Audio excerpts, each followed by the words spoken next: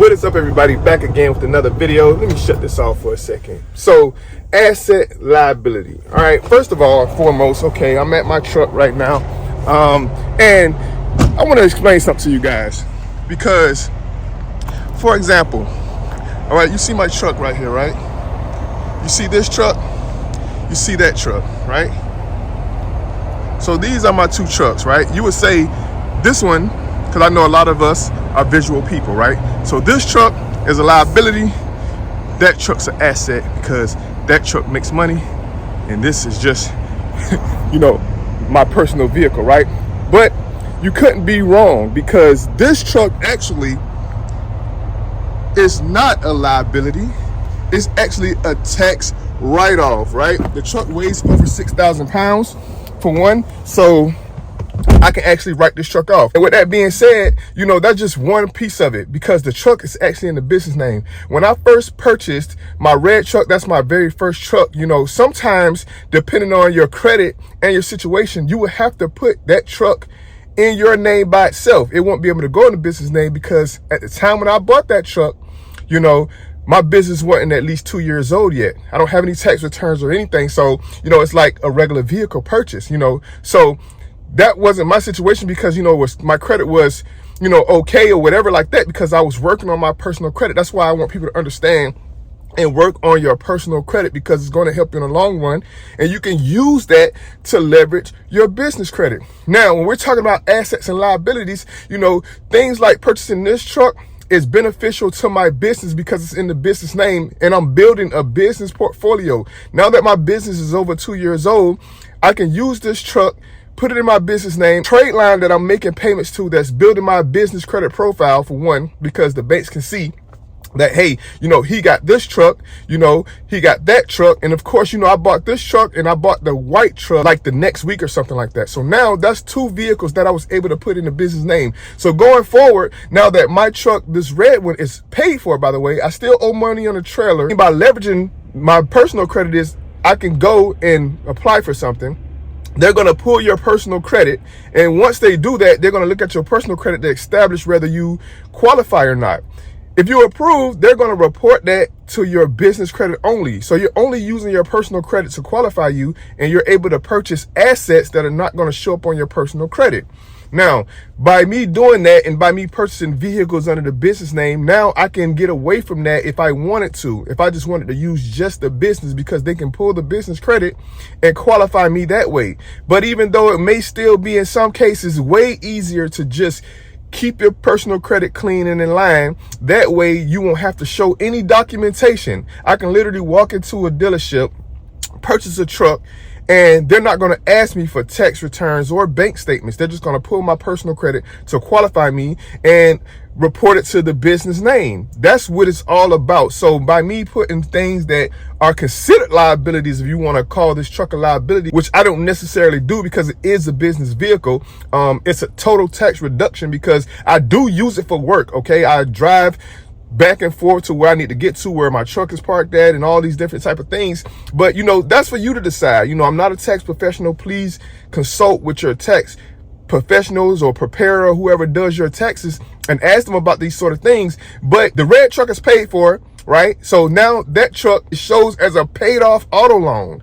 Now I have this truck, the white truck, my trailer. Now I have all of these things just attached to my business name. And this is how you position yourself. These type of things come up when I drop these type of videos. People having questions and stuff like that and don't really know what's going on. But you can handle your business however you want. But when it comes to certain things, I just want people to know, it's ways to do things. It's steps to take to position yourself. So now it comes to a point to where if you are trying to get multiple trucks and building fleets or whatever you want to do, whatever you decide to do, whatever area in the industry that you want to take advantage of for yourself and for your business, it's about positioning yourself. So me operating these things and me adding trade lines towards business credit and stuff like that, it's all about positioning myself to purchase other tractors, purchase other commercial vehicles very, very easily. And that's how you take advantage to the investor side of it. Because I can easily go purchase a semi truck, take it over to a company, add it onto their authority, put a driver in, and just collect a check every single week. Because now I took out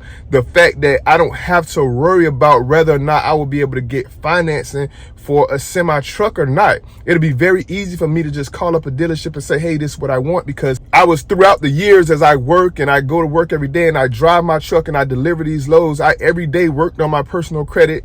All right. And then use that to leverage business credit, and return to position myself to get other commercial vehicles just under the business name to keep growing forward, like to keep scaling up. And that's what it's all about. So you have to know the difference between actually purchasing a liability or an asset, you know. And then if you do have things that you want, because like I said, I believe you should buy whatever you want. So if you do want to buy some of the things that you want, like toys and motorcycles and stuff like that, because I'm not going to say I haven't bought liabilities, because I have. You know, you saw me buy a Harley Davidson, you saw me buy the other motorcycles and stuff like that. But those assets pay for some of the things that I want, you know, to live the lifestyle that I want for myself. And you guys can definitely do the same by applying some of these methods, by working on your personal credit, using your personal credit to leverage business credit, and understanding, you know, that you're doing things for a reason, and you will be able to position yourself to move forward in the business, to grow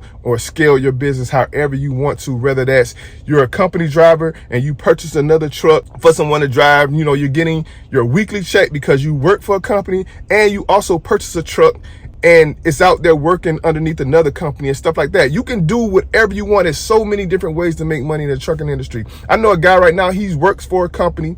He's a company driver, been a company driver for 15 years, and he still works at that company. He gets benefits, you know, health, dental, all this stuff. And he has 4 or 5 trucks that are leased onto a carrier that he gets money every single week from. He has a job that has benefits and all this stuff that he gets medical, dental, you know, 401k, whatever he wants or whatever he got with his actual company that he works for. And he used that money to leverage his personal credit to purchase trucks that are assets that are in return making him money. So that's how you can get into the actual business side of it. That's how you can get into the actual investment side of it. And you can do whatever you want. You can be an owner operator. You can just stay at home and run your trucks, dispatch your trucks. You see where I'm going with this? It's so many ways to do it, but it all starts with working on your personal credit, so you'll be able to leverage that to get into business credit and stuff like that. Or if you just have the cash and you want to give up all your capital, you got $100,000 in the bank, you want to start out by $70,000 on a truck, purchase your first truck, you can do it that way. You know, you can do it that way. Or you can use the bank's money, keep your capital in the bank, and leverage your personal credit to get business credit and fund your business that way. So that is the difference between liabilities and assets. But to me, that is what it is. That's all I have for you guys. Thank you guys as always for watching my videos. Like, share, subscribe, and until next time, see you in the next video.